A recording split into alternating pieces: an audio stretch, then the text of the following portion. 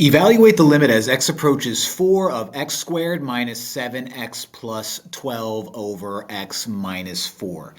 Whenever you're looking at problems like this and you're thinking about, oh, let's do a limit, let's just plug it in, that's usually fine. But what's going to happen often is if you do plug it in, you're going to get something like 0 over 0, and that's what's going to happen here. So if that's the case, let's see if you can factor things out. Now, looking at the top here, you can factor that out. Two numbers that add up to negative 7 and multiply out to 12, positive 12, are x minus 3 and x minus 4. Now that's going to all be over x minus 4. Now why is that good news? Well, because the factors of x minus 4 cross out.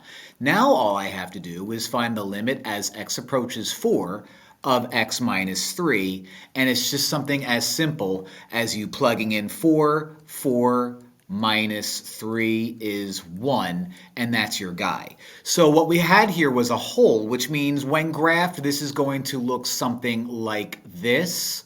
And so at 4, we get the value of 1. Just because if we were to plug in 4, it's undefined, doesn't mean that the limit doesn't exist, and it does exist at 1. If f of x equals this ugly, gross-looking piecewise function, and I'm being asked to find the limit as x approaches ln of 2, this is what I'm going to do. I have to make sure that both of these guys are exactly the same. Why? Well, this is demonstrating a piecewise function that changes at ln of 2, whatever ln of 2 is.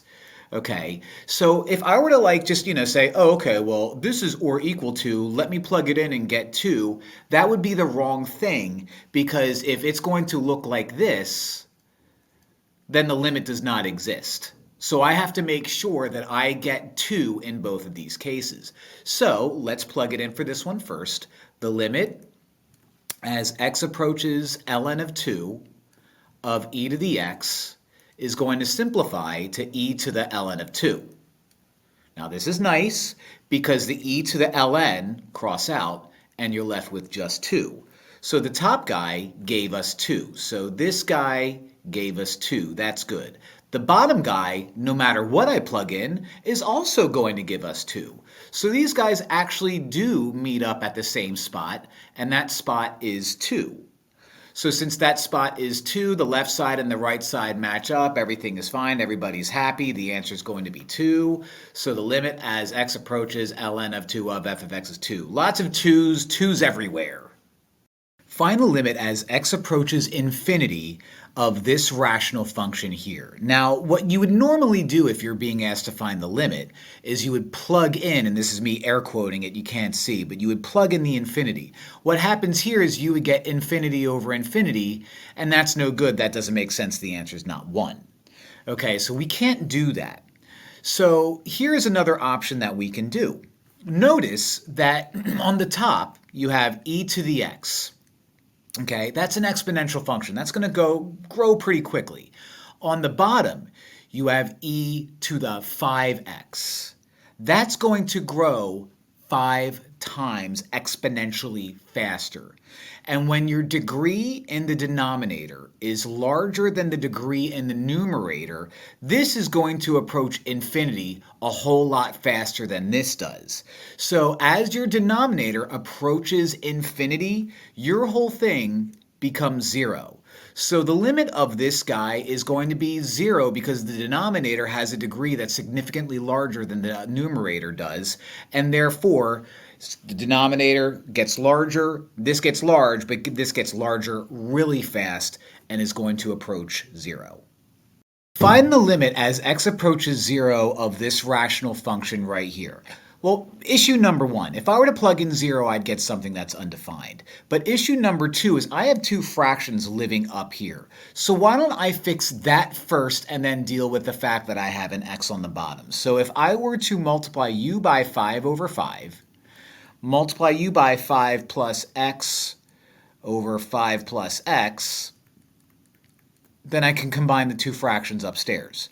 So that's going to become 5 times 1, okay, minus 1 times 5 plus x So 1 times 5 plus x, so that's going to happen. Don't forget, we're going to distribute that negative.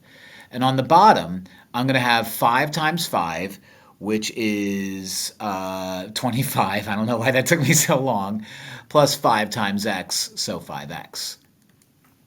Okay, this is still all over x, and I'm still going to take the limit of this, so I'll clean that up in a minute. Okay, 5 minus x over 25 plus 5x all over x has these guys cancel out. So now we have negative x over 25 plus 5x all over x. Now my issue, and let me rewrite it here, negative x, I'm just rewriting, 25 plus 5x all over x. Now I still have the x on the bottom, so if I were to go back here and do this thing, we still have an issue because if I plug in 0 on the bottom, it's undefined. So why don't I multiply the top and the bottom by 1 over x? Okay, that'll cancel u out. And when you look at that, that'll also cancel u out. So now we're left with negative 1 over 25 plus 5x. And if I'm being asked to find the limit as x approaches 0 of that, I can now plug in 0 and get negative 1 over 25 plus 5 times 0, which goes away. And that leaves me with negative 1 over 25.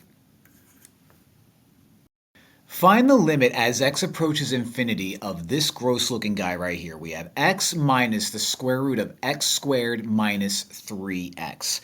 If I were to plug in infinity, we would get infinities everywhere, and that's an issue. Can't do that. So this is what we can do. What I'm going to do is I'm going to go inside this square root and factor an x squared out of both of these. Now that seems weird, but give me a minute. Okay, this x hasn't been touched. The square root I'm about to mess with. If I factor an x squared out of both of them, I can factor an x squared out of an x squared, leaving me with 1. If I removed 2 x's from negative 3x, I'm left with minus 3 over x, right? Now what I can do is, since I'm now saying minus the square root of x squared times something, the square root of x squared kind of cancel each other out, and I can rip out an x. So you become x minus x, because the square root of x squared is x, and then times the square root of 1 minus 3 over x, like so. Okay, since there's an x in common in both of these guys, I can pull an x out of that, and I'm left with 1 minus the square root, 1 times the square root of 1 minus 3 over x. Now that I have 3 over x, I can apply the limit a little bit better. And this is going to be a little unique, but watch what I do. As I apply the limit as x approaches infinity, yes, x does become infinity, and that's weird, but wait. This becomes 1 minus the square root of, now whenever you have an infinity in the denominator, that whole thing becomes 0. So you, in a sense, will cancel out and leave me with the square root of 1, right? So now I have infinity times 1 minus the square root of 1. Well, the square root of 1 is just 1, like that. 1 minus 1 is 0. And even though you have infinity times 0, and that seems wrong, anything times 0 is going to be 0. So after all of that, the limit as x approaches infinity of this whole thing is going to be 0, because you end up with infinity times 0, and 0 is definitely going to beat infinity when multiplied to it.